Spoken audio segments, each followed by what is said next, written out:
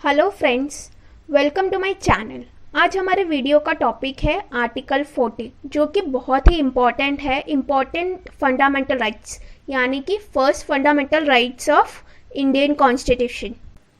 Article 14 जो कि बहुत ही इम्पॉर्टेंट पार्ट है इंडियन कॉन्स्टिट्यूशन का, उसका टाइटल है इक्वालिटी बिफोर लॉ। और ये इक्वालिटी बिफोर लॉ हमें प्रियम्बल के पार्ट में भी देखने मिल सकता है।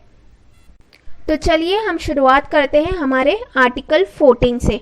आर्टिकल 14 क्या बोलता है? Article 14 says that the state shall not deny to any person equality before the law और the equal protection of the law within the territory of India.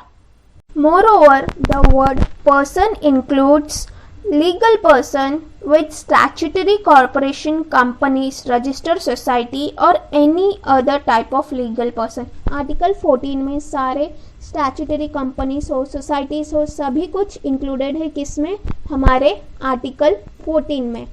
Article 14 जो है हमारे सिटीजन को भी इक्वल राइट देता है और same foreigner को भी इक्वल राइट देता है। तो आइए हम आगे बढ़ते हैं। इसका जो टू डिफरेंट कॉन्सेप्ट्स है वो हम देखेंगे। फर्स्ट कॉन्सेप्ट क्या है? Equality before law. और सेकंड कॉन्सेप्ट क्या है? Equal protection of law. Equality before law कहाँ से आया है? वो ब्रिटिश ओरिजिन है, यानी कि इंग्लैंड से, जिसे हम लीगल टर्म्स में बोलते हैं इंग्लिश कॉमन लॉ। और इक्वल प्रोटेक्शन ऑफ लॉस कहाँ से आया है? वो अमेरिकन ओरिजिन है। कहाँ से? अमेरिकन कॉन्स्टिट्यूशन से हमने उसे लिया है। दोनों ही डिफरेंट टर्म्स है, दोनों ही डिफरेंट कॉन्सेप्ट है। तो हम फर्स्ट देखेंगे equality before law. Equality before law means that among equal the law should be equal administered, that like should be treated alike. The right to sue and be sued, to prosecute and be prosecuted from the same kind of action should be same for all the citizens of full age and understanding without distinction of race, religion, wealth, social status or political influence. The absence of any privileges in favor of any person। इसका मतलब क्या कि हर एक लोग, सभी के सभी को इक्वल ही ट्रीटमेंट होंगे, चाहे वो प्रेसिडेंट हो, गवर्नर हो या फिर एक कॉमन मैन।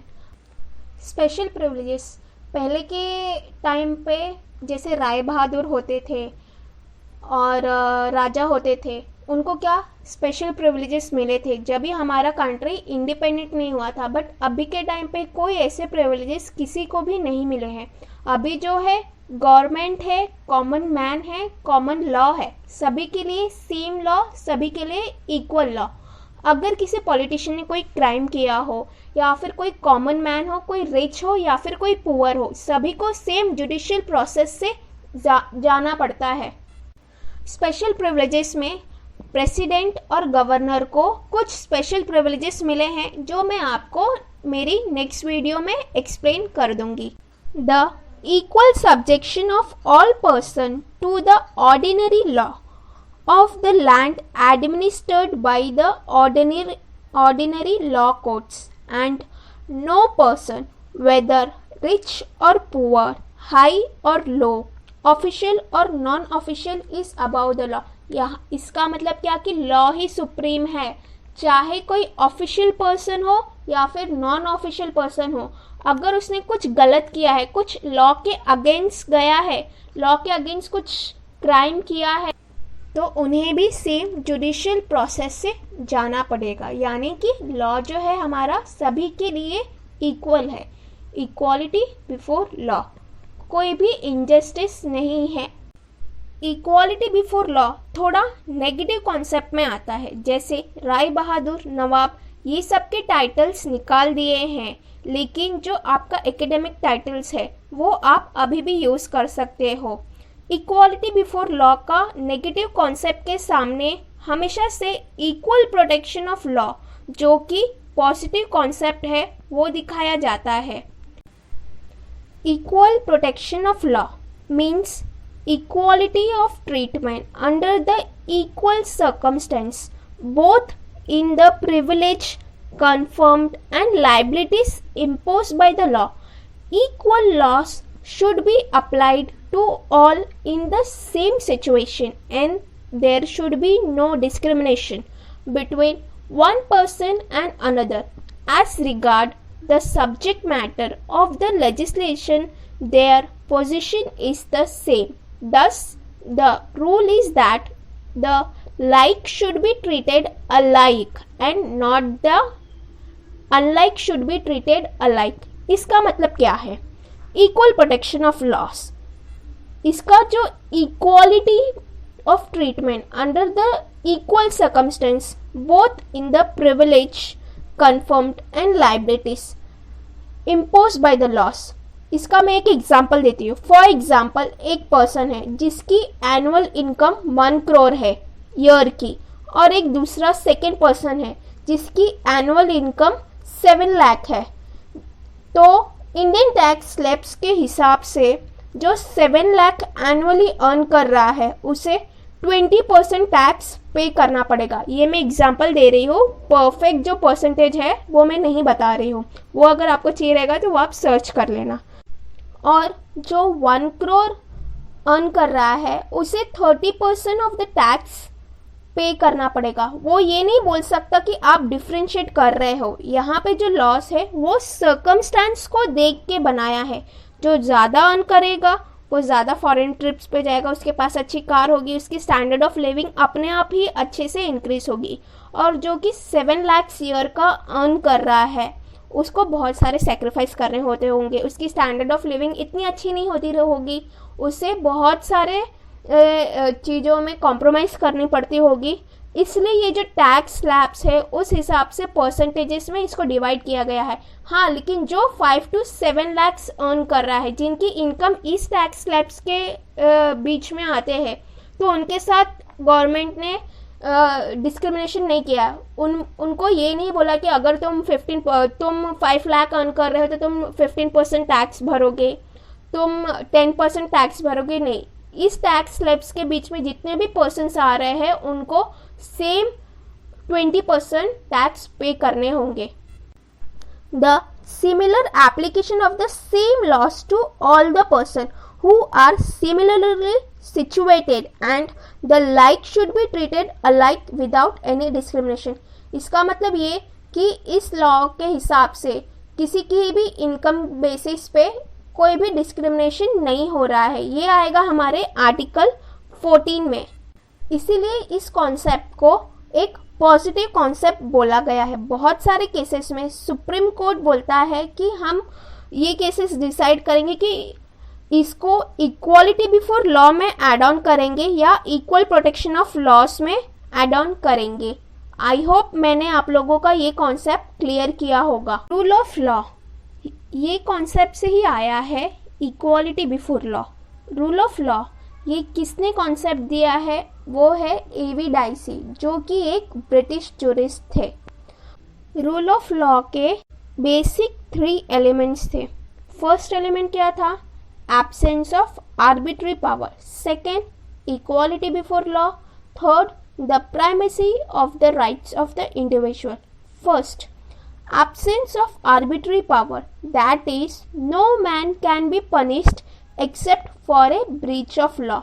इसका मतलब क्या है? Absence of arbitrary power यानी गवर्नमेंट जब चाहे तब अपनी मर्जी से कुछ नहीं कर सकता है.